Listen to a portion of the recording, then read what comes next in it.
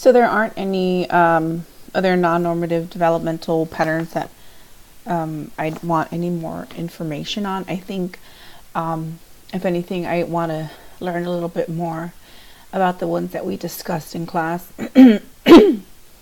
um, just because I always wondered how these disorders affected the students that I'm working with.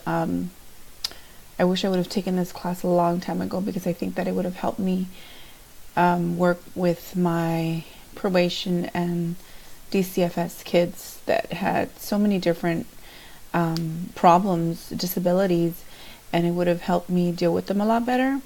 And so that's something I just want to learn more about them.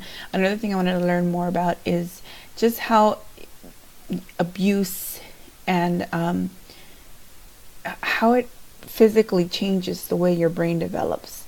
That's something that I still don't quite understand. I mean, I know it happens, especially because of that video that we watched Thursday, week 7. But I'm just so curious, just intrigued. But other than that, I don't have any other questions. I think that we learned a lot, and I appreciated this class a lot, and especially coming from someone like you that just knows everything, basically. Well, to me. But thank you.